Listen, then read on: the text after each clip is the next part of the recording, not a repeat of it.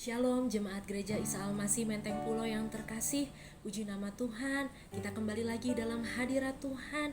Kita mau masuk lebih dalam lagi untuk menyenangkan Tuhan, menyembah memuji namanya. Haleluya Tuhan, kami naikkan pujian ini Tuhan, hanya untuk kemuliaan nama-Mu. Kau telah buktikan cinta-Mu padaku, Kau membayarku dengan hidup-Mu. Ku bersyukur yang ada padaku, semuanya milik-Mu. Ku persembahkan seluruh hidupku di mezbah-Mu. Hanya Kau yang menjadi tempat jawaban. Hanya Kau tempatku berharap. Haleluya. Berjalan bersama-Mu, ku takkan goyah, sebab tangan kasih-Mu tersedia bagiku. Selamanya Kau ku cinta. Kita naikkan pujian ini kembali. Haleluya Tuhan. Kau telah buktikan cinta-Mu padaku, Kau membayarku dengan hidup-Mu. Ku bersyukur yang ada padaku, semuanya milik-Mu. Ku persembahkan seluruh hidupku di mezbah-Mu. Hanya Kau yang menjadi tempat jawaban. Hanya Kau tempatku berharap. Berjalan bersama-Mu, ku takkan goyah, sebab tangan kasih-Mu tersedia bagiku. Selamanya Kau ku cinta. Hanya Kau yang menjadi tempat jawaban. Hanya Kau tempatku berharap. Haleluya. Berjalan bersama-Mu, ku takkan goyah, sebab tangan kasih-Mu tersedia bagiku. Selamanya Kau ku cinta. Selamanya Yesus, selamanya Kau ku cinta. Oh, selamanya Kau ku cinta. Haleluya. Selamanya Kau ku cinta, karena pengorbanan-Mu Tuhan lebih dari apapun dalam hidup kami Yesus. Ini sembah puji kami untuk kemuliaan-Mu, bukti cinta kami padamu Yesus Tuhan. Terima kasih Yesus. Oh, bila Engkau tak besertaku,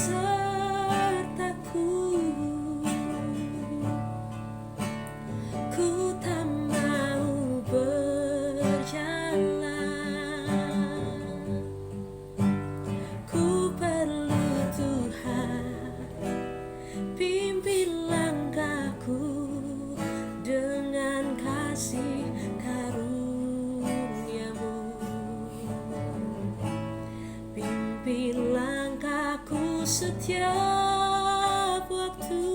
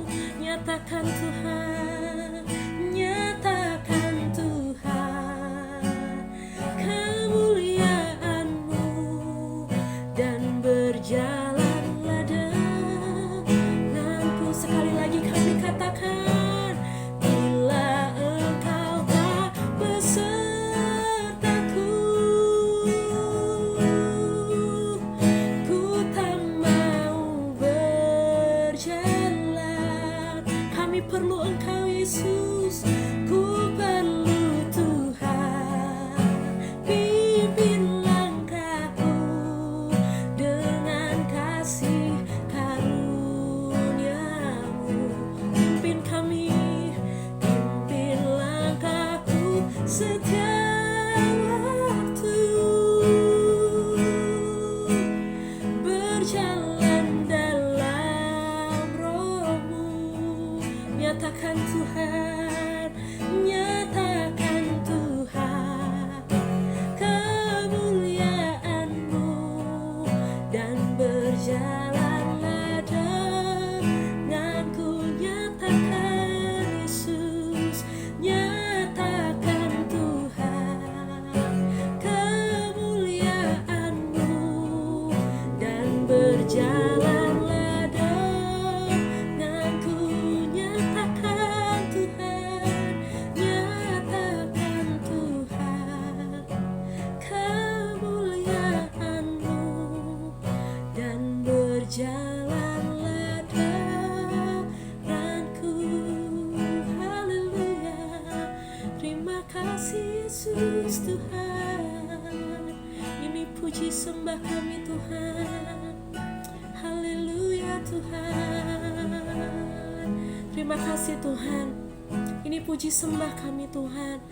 Dan pada pagi siang hari ini Tuhan, kami mau mendengarkan kebenaran firman-Mu yang akan disampaikan oleh hamba-Nya. Dan biarlah Tuhan, firman yang akan kami dengar ini tidak hanya sekedar kami dengar, tapi biarlah Tuhan akan menjadi kekuatan, akan menjadi pengharapan buat setiap kami, dan akan menjadi rema dalam kehidupan kami. Kami butuh penyertaan Tuhan di sepanjang hidup kami. Haleluya, haleluya. Amin.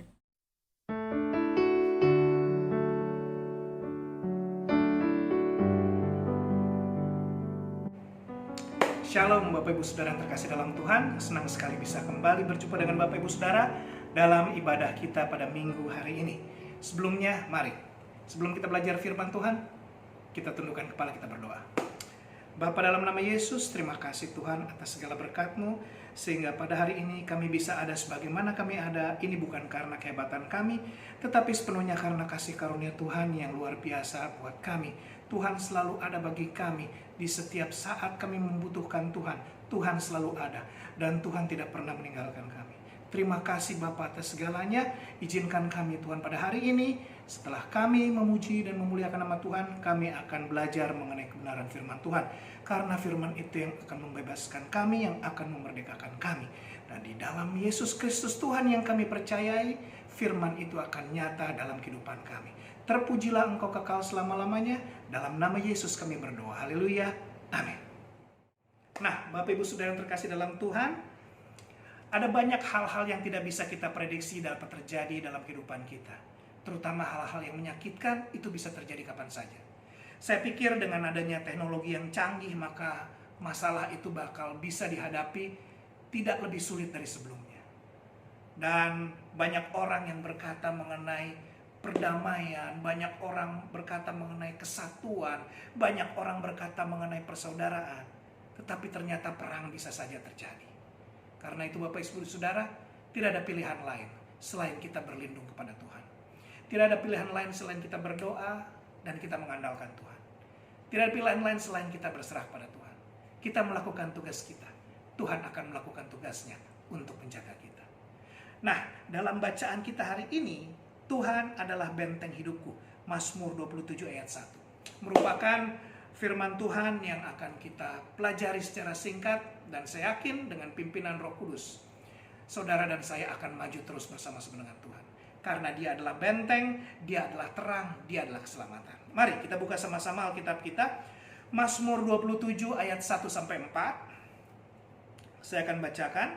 Mazmur 27 ayat 1 sampai 4. Dari Daud. Tuhan adalah terangku dan keselamatanku. Kepada siapakah aku harus takut? Tuhan adalah benteng hidupku. Terhadap siapakah aku harus gemetar? Ketika penjahat-penjahat menyerang aku untuk memakan dagingku, yakni semua lawanku dan musuhku, mereka sendirilah yang tergelincir dan jatuh. Sekalipun tentara berkemah mengepung aku tidak takut hatiku. Sekalipun timbul peperangan melawan aku, dalam hal itu pun aku tetap percaya. Ayat 4. Satu hal telah kuminta kepada Tuhan, itulah yang kuingini, diam di rumah Tuhan seumur hidupku, menyaksikan kemurahan Tuhan dan menikmati bait-Nya. Haleluya. Nah, Bapak Ibu Saudara, ini adalah curahan hati Daud yang menggambarkan bagaimana Daud sangat mengasihi Tuhan. Sehingga kita bisa mengenal kalau ada yang mengatakan Daud itu hatinya sangat melekat pada Tuhan. Karena memang dalam firman Tuhan itu disebutkan, ya, bahwa Daud mengakui melalui hati dan mulutnya tidak ada yang perlu ia takuti. Karena ada Tuhan yang ia percayai selalu menjaganya, dan Tuhan itu adalah terang dan keselamatannya. Seperti yang kita baca pada hari ini, ya. Kita baca ayat 1 tadi. Tuhan adalah terangku dan keselamatanku. Tuhan adalah benteng hidupku. Bapak Ibu Saudara, di zaman itu, ya, Daud berbicara pada konteksnya di zaman itu. Tidak mungkin Daud berbicara di zaman yang lain. Karena memang pada saat itu adalah kondisinya berbeda dengan zaman sekarang. Sehingga Daud benar-benar menyatakan isi hatinya, isi hati Tuhan kepadanya itu sesuai dengan apa yang ia alami. Dan yang Daud alami itu bukanlah sesuatu yang selalu mudah, bukanlah sesuatu yang gampang, tidak. Seringkali sangat menyakitkan. Bahkan Daud tidak bisa menggambarkan kondisinya pada saat itu, ya. Jadi di zaman itu, terang itu digambarkan oleh orang Israel adalah keselamatan dan kehidupan yang terus berjalan. Jadi bila Tuhan dikatakan terang, maka bagi Daud artinya Tuhan adalah sumber keselamatan itu sendiri, sehingga memungkinkan ia bisa terus hidup. Kenapa saya katakan demikian? Karena pada saat itu, keselamatan itu artinya dia bisa selamat pada hari itu. Karena pada saat itu perang bisa terjadi kapan saja, panah bisa terbang kapan saja, tombak, lembing, orang saling bunuh-bunuhan, belum ada hukum pada saat itu, belum ada polisi pada saat itu. Hukum hanyalah hukum Taurat Nabi Musa. Tetapi orang masih bebas mau membunuh, saling menyakiti, saling balas dendam, mata ganti mata, mulut ganti mulut, gigi ganti gigi, dan lain sebagainya. Kekerasan bisa saja terjadi. Bahkan Daud bisa saja berkata kepada Tuhan bahwa dia belum tentu hidup keesokan harinya apabila Tuhan tidak bersama-sama dengan dia. Bisa saja Daud berkata seperti itu. Karena nyawa siapapun bisa terancam pada zaman itu. Jadi apabila ada ancaman di mana-mana, itu diartikan keselamatan yang pada saat itu pengertiannya adalah keselamatan bersifat fisik. Beda dengan kita sekarang. Keselamatan kita bukan hanya sekedar fisik, tetapi keselamatan kita adalah hidup yang kekal bersama dengan Bapa di sorga. Keselamatan kita adalah Yesus Kristus. Tapi bukan zaman Daud. Pada saat Daud berkata seperti ini, ingat, pada saat Daud sudah diurapi menjadi raja, bahkan sudah dilantik menjadi raja, ancaman masih tetap datang. Tentara Filistin, walaupun Goliat sudah lama tewas, tetapi masih tetap ada, dan mereka masih berperang. Amalek, mereka masih berperang melawan Daud. Dan pada saat masa transisi, Raja Saul juga masih menyerang Daud. Ingat ya Bapak Ibu Saudara, Raja Saul itu menyerang Daud. Bukannya bangga Daud menjadi menantunya karena putrinya adalah istrinya Daud, tetapi ia justru malah menyerang Daud. Harusnya Raja Saul itu bangga, tetapi ini tidak. Kondisinya berbeda. Ia diserang oleh mertuanya sendiri. Dan pada masa tuanya, Daud juga diserang oleh anaknya, yaitu Absalom yang ingin memberontak. Jadi ada banyak hal-hal yang memang menyakitkan bagi Daud pada saat itu. Tetapi yang Daud ingat adalah apa? Keselamatan hanya berasal daripada Tuhan. Nah, di sini Daud katakan, Daud menggambarkan keselamatan itu juga datang di tengah-tengah penjahat yang menyerangnya. Bahkan ketika tentara berkemah, itu juga mengepung dia. Lalu Daud juga menggambarkan bahwa Tuhan itu adalah benteng. Karena yang namanya benteng saat itu adalah sesuatu tempat perlindungan yang bisa diandalkan. Ya, benteng, batu-batu besar yang disusun rapi, tinggi untuk melindungi orang dari serangan musuh. Ada panah, ada tombak, ada batu, ada lembing, ada caterpillar, segala macam. Semuanya ditembakkan oleh musuh, sehingga hanya dengan adanya benteng itu bisa melindungi mereka. Nah, itulah yang digambarkan oleh Daud mengenai Tuhan. Tuhan adalah benteng. Dengan demikian, Daud benar-benar mengalami pengalaman hidup bersama dengan Tuhan. Karena Tuhan itu mendemonstrasikan kuasanya dengan berkali-kali menyelamatkan Daud. Dan ingat, hatinya Daud itu sangat melekat kepada Tuhan. Kenapa? Karena ia membiarkan Tuhan menjadi terang, keselamatan, dan benteng hidupnya. Sehingga hal ini kita bisa melihat Suatu pengakuan jujur dari Daud ada 3. Yang pertama, Daud mengandalkan Tuhan sebagai terang yang memberikan keselamatan baginya. Yang kedua, Daud mengandalkan Tuhan melalui imannya sehingga sekalipun musuh datang dari berbagai sudut menyerangnya, sehingga Daud hanya tinggal berhadapan dengan jalan buntu, ia tidak perlu takut karena ada Tuhan dengan caranya yang ajaib yang bisa melepaskan Daud kapan saja. Bapak Ibu Saudara masih ingat bangsa Israel keluar dari tanah Mesir? Di belakang ada pasukan Mesir yang siap membunuh mereka, dan di depan jurang laut. Tuhan tidak pernah kehabisan akal. Laut itu dibelah, bangsa Israel berjalan bebas. Musuh menyerang, ngikutin mereka, justru mereka yang mati. Itulah Tuhan, ya. Dan yang kemudian yang ketiga, Daud menuliskan pengalamannya bersama dengan Tuhan sebagai suatu kesaksian yang dituangkan dalam firman Tuhan yang bisa kita baca sekarang, yang memberikan kekuatan bagi Bapak Ibu Saudara dan saya. Nah, mari beberapa hal yang bisa kita pelajari dalam bacaan kita kali ini adalah yang pertama, Tuhan adalah terangku dan keselamatanku. Artinya, Tuhan adalah keselamatan kita. Pada saat ini kita percayai Yesus sudah mati bagi kita, naik ke sorga dan menyediakan tempat bagi kita. Yesus telah menebus kita dari dosa di atas kayu salib, mengajarkan segala sesuatu yang perlu kita ketahui untuk bisa berjalan-jalan bersama dengan Tuhan Yesus sampai pada saatnya kita ada dalam kerajaan sorga. Dan ingat, Tuhan tidak hanya memberikan keselamatan, menyelamatkan kita untuk masuk dalam sorga, tetapi pada saat kita hidup di dunia ini, Tuhan juga menyelamatkan kita. Kenapa? Karena di dalam dunia ini pada saat ini banyak sekali terjadi penipuan, banyak sekali terjadi kecurangan, banyak sekali terjadi tipu muslihat, banyak sekali terjadi pemberontakan, banyak sekali terjadi perceraian, banyak sekali terjadi pengkhianatan. Karena itu kita minta kepada Tuhan supaya Tuhan bisa meluputkan kita dari semua itu. Atau kalau tidak, Tuhan memberikan kekuatan bagi kita. Disitulah fungsi Tuhan sebagai terang dan keselamatan. Baik pada saat nanti kita masuk dalam kerajaan sorga, tetapi juga pada saat ini menyelamatkan kita dari segala hal-hal yang jahat. Karena itu carilah Tuhan Bapak Ibu Saudara. Gak ada yang bisa menyelamatkan kita selain daripada Dia, Yesus Kristus. Yang kedua, Tuhan adalah masa depan yang cerah. Nah, Tuhan bukan hanya sekedar penyelamat, tetapi Dia juga memberikan kita masa depan yang cerah.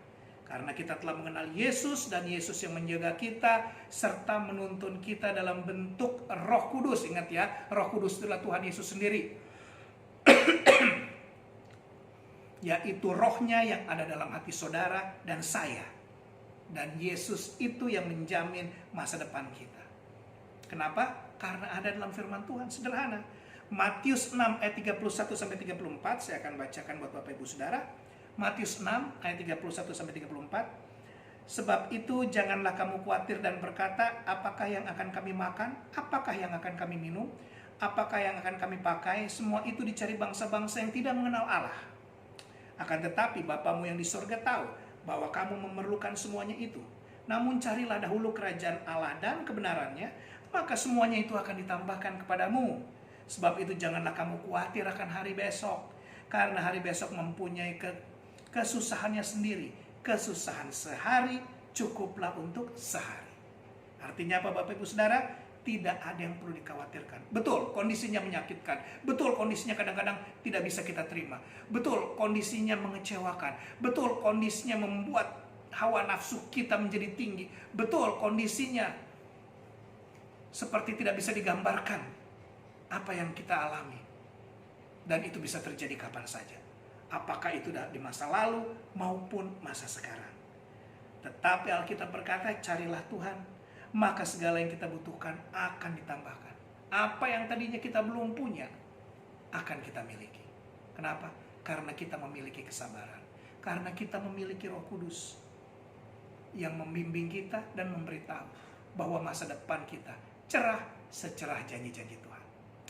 Dan yang ketiga, yang kita pelajari, Tuhan adalah sumber kekuatan bagi kita. Nah, ini artinya berbicara mengenai iman. Bapak Ibu Saudara, Orang beriman kepada Tuhan bukan artinya lepas dari masalah. Orang yang beriman kepada Tuhan bukan artinya nggak kenal dosa. Orang yang beriman kepada Tuhan bukan artinya orang yang kebal dari masalah. Enggak. Tetapi orang yang beriman akan dimampukan untuk menghadapi apapun sesuai dengan kemampuannya. Dan kita perlu ingat, kita tidak pernah dicobai atau Tuhan tidak pernah mengizinkan kita untuk dicobai melampaui kekuatan kita. Ayat 2 dari bacaan kita, Mazmur 27 tadi. Ketika penjahat-penjahat menyerang aku untuk memakan dagingku, yakni semua lawanku dan musuhku, mereka sendirilah yang tergelincir dan jatuh. Kalau kita mau pikir bisa tergelincir dan jatuh, ini berbicara mengenai mukjizat. Amin Bapak Ibu Saudara. Ini berbicara mengenai mukjizat. Lawan bisa tergelincir sendiri dan jatuh. Kita nggak ngapa-ngapain. Ini mukjizat. Dan yang namanya mukjizat hanya terjadi apabila kita memiliki iman. Bapak Ibu Saudara, sebagaimana kita ajarkan tentang iman di Yohanes 20 ayat 29, kata Yesus kepadanya, karena engkau telah melihat aku, maka engkau percaya. Berbahagialah mereka yang tidak melihat, namun percaya. Itu namanya iman. Dan kita tahu dalam Ibrani 11 ayat 1, iman adalah dasar dari segala sesuatu yang kita harapkan dan bukti dari segala sesuatu yang tidak kita lihat. Jadi kalau kita mengharapkan sesuatu tetapi buktinya nggak ada, itu namanya iman. Yang namanya bukti Bapak Ibu Saudara harus ada. Yang namanya bukti itu harus nyata, real, bisa dilihat, bisa ketahuan, bisa dijelaskan. Itu namanya bukti. Tetapi Alkitab berkata, iman adalah bukti dari segala sesuatu yang tidak kita lihat. Ya kan? Dia adalah dasar dari segala sesuatu yang kita harapkan. Percaya karena melihat, itu adalah hal yang biasa Bapak Ibu Saudara, yang masih dalam tahap kemampuan kita. Tetapi percaya walaupun tidak melihat, itulah iman yang mampu bertindak melampaui segala akal. Sesuatu yang tadinya mustahil, sesuatu yang kita anggap tidak mungkin, tetapi karena iman, itu menjadi mungkin. Iman orang Kristen, iman dari Bapak Ibu Saudara dan saya, itulah yang menyelamatkan kita. Jika masalah datang, pergumulan menghampiri kehidupan kita, itu bukan untuk kita takuti, tetapi percayalah, itu untuk kita syukuri. Kenapa? Karena dengan demikian, kita akan merasakan kesempatan yang Tuhan berikan untuk kita menghadapi masalah menggunakan senjata yang mungkin selama ini tidak pernah kita gunakan, yaitu iman. Dan iman itu menghasilkan mukjizat. Kenapa? Sesuatu yang tidak bisa kita lakukan, tetapi hanya dengan mengandalkan iman kita kepada Tuhan Yesus, maka Tuhan Yesus yang akan melakukan bagiannya. Itu adalah iman. Itu adalah bukti daripada iman. Dan Daud, orang yang jujur, ketika ada masalah, pada saat dia tertekan, Tuhan melindungi.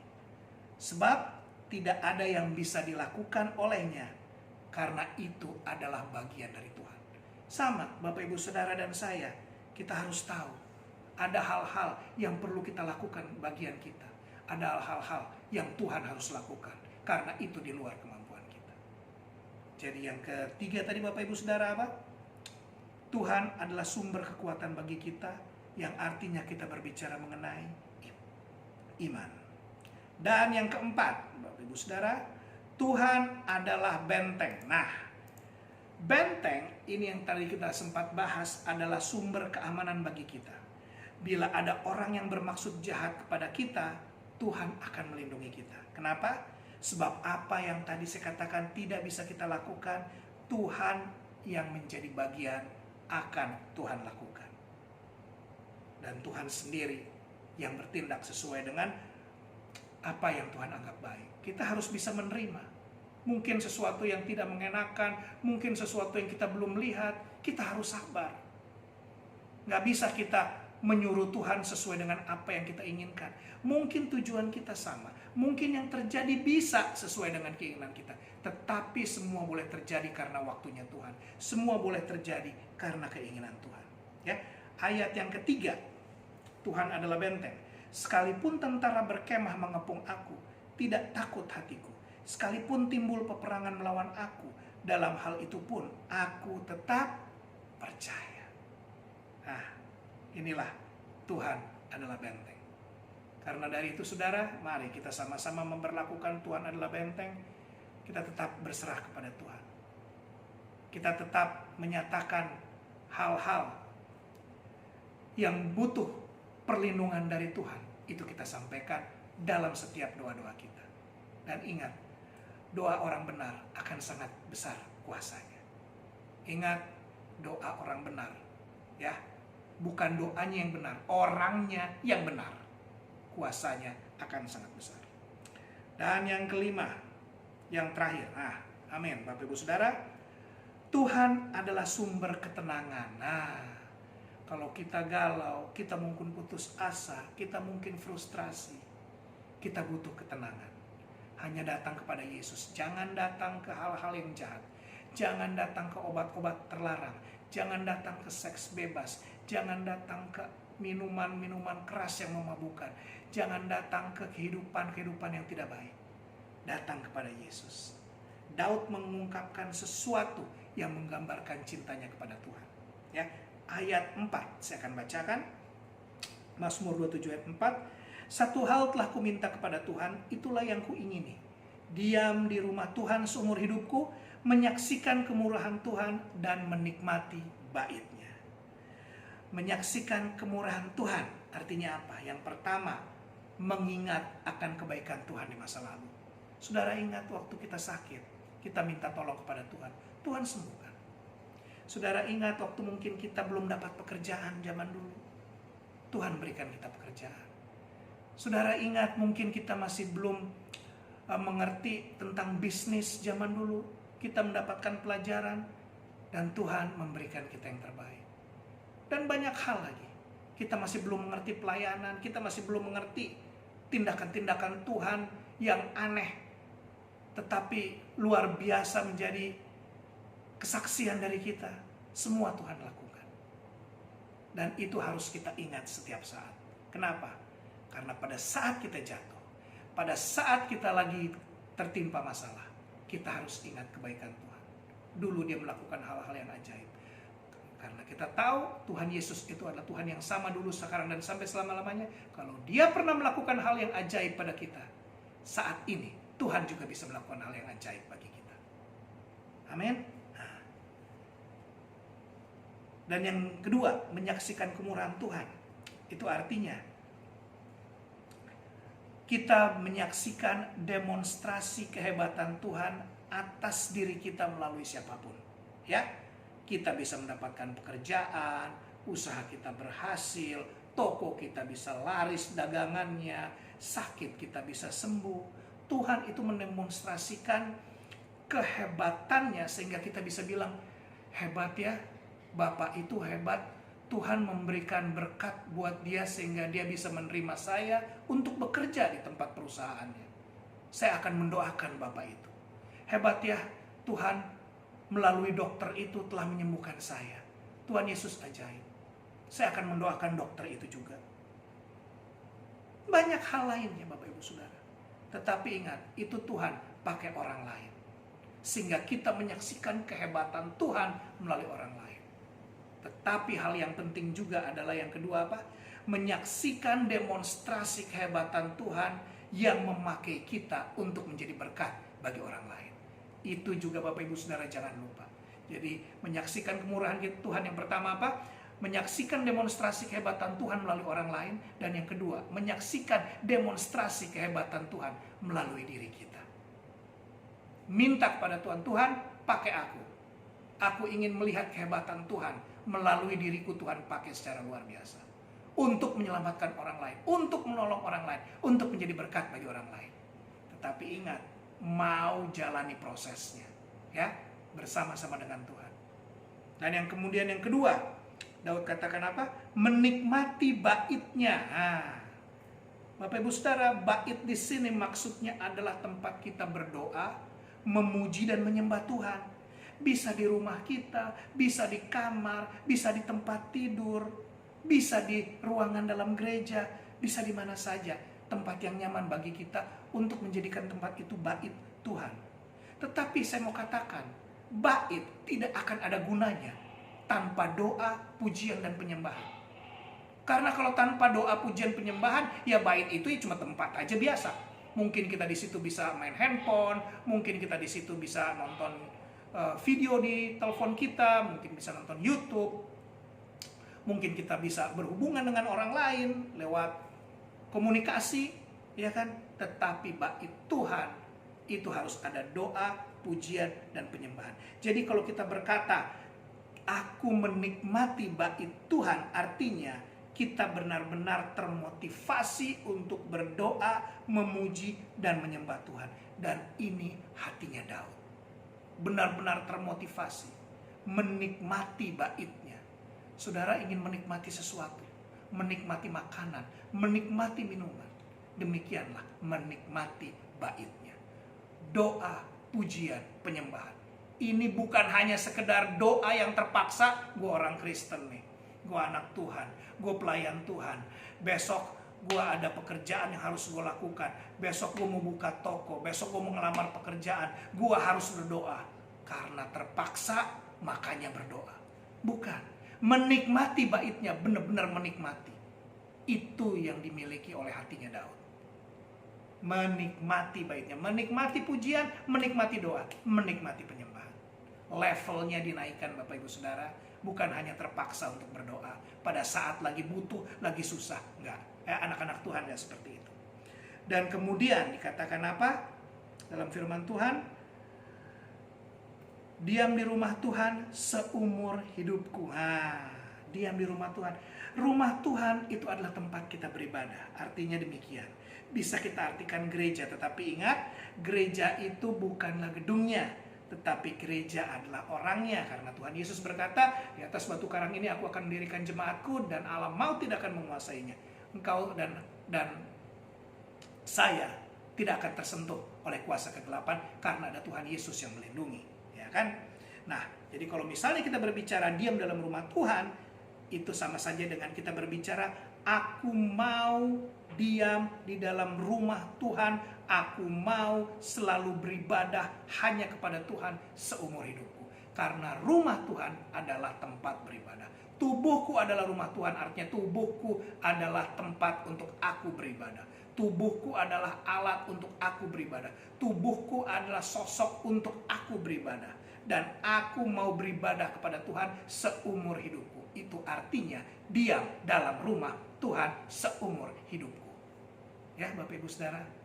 Jadi kita tahu artinya menikmati baitnya seperti apa. Kita menikmati pujian, menikmati doa, menikmati penyembahan. Diam di dalam rumah Tuhan artinya kita mau beribadah kepada Tuhan setia seumur hidup kita. Dan menyaksikan kemurahan Tuhan artinya apa? Mengingat kebaikan Tuhan, menyaksikan kemurahan Tuhan melalui orang lain yang menjadi berkat buat kita. Dan kita juga menjadi berkat buat orang lain untuk memberikan kesaksian akan kehebatan Tuhan. Amin Bapak Ibu Saudara. Amin. Bila kita menjalankan apa yang harus kita lakukan kepada Tuhan dan menggambarkan bahwa Dia adalah terang, Dia adalah keselamatan, Dia adalah benteng, maka pada saat masalah datang, orang Kristen tidak akan berkata, masalah datang, aku harus mencari wajah Tuhan. Bukan hanya pada masalah datang kita harus mencari wajah Tuhan, tetapi pada setiap saat kita harus mencari wajah Tuhan. Jadi kalau ada kalimat yang berkata, orang itu adalah anak Tuhan, begitu masalah datang, dia mencari wajah Tuhan. Salah. Mencari wajah Tuhan setiap saat, sehingga pada datang masalah, dia hanya bisa bersyukur kepada Tuhan. Kenapa? Karena pada saat itu, Tuhan sudah menjadi pembelanya. Amin Bapak Ibu Saudara. Amin. Buat orang Kristen, masalah memang berat, tetapi sesuatu yang perlu disyukuri. Supaya apa? Supaya kita melihat kehebatan Tuhan, supaya iman kita menjadi lebih kuat, dan supaya level kita naik. Bapak Ibu Saudara, Yesus Kristus tidak pernah berubah dari dulu, sekarang, dan sampai selama-lamanya. Dia berkata dalam firman-Nya, tinggallah dalam aku dan aku dalam kamu. Kita tinggal dalam Tuhan, dan biarkanlah Tuhan bermain dalam kehidupan kita. Ingat, dia tidak akan pernah membiarkan kita dicobai dalam bentuk apapun yang melebihi kekuatan kita. Semuanya ada dalam kekuatan kita. Bapak Ibu Saudara, saya simpulkan pada hari ini kita sama-sama telah beribadah, dan bacaan kita hari ini yaitu Tuhan adalah benteng keselamatanku, Tuhan adalah terang dan keselamatanku, Tuhan adalah masa depan yang cerah, Tuhan adalah sumber kekuatan bagi kita, Tuhan adalah benteng hidup kita, Tuhan adalah sumber ketenangan dalam hidup kita, yaitu kita mengingat kebaikan Tuhan, menyaksikan kemurahan Tuhan, menikmati bait-Nya, dan diam di dalam rumah Tuhan. Tuhan Yesus memberkati Bapak Ibu Saudara dan saya, karena Tuhan Yesus mengasihi Bapak Ibu Saudara dan saya terlebih dahulu. Sudah sepatutnya kita mengasihi Tuhan melalui sikap, perbuatan, dan kesaksian kita. Mari kita menjadi berkat buat orang lain. Terpujilah nama Tuhan. Haleluya, haleluya. Kita bersatu dalam doa. Bapak Ibu Saudara yang telah bersama-sama dengan hamba mempelajari firman ini, Tuhan, kembali kami datang ke hadirat-Mu, mengucap syukur dan berterima kasih karena kami bisa memiliki kesempatan untuk menikmati bait kudus Tuhan, untuk diam dalam rumah Tuhan, dan untuk menyaksikan kemurahan Tuhan. Bahwa Tuhan adalah benteng kami, Tuhan adalah terang dan keselamatan kami, Tuhan adalah sumber kehidupan kami, Tuhan adalah masa depan kami. Karena itu kami mau berserah kepada Tuhan, mulai dari sekarang sampai selama-lamanya. Kami dan seluruh keluarga kami, kakak, adik, orang tua, suami, istri, anak-anak, biarlah kami selalu tunduk dalam kemurahan Tuhan.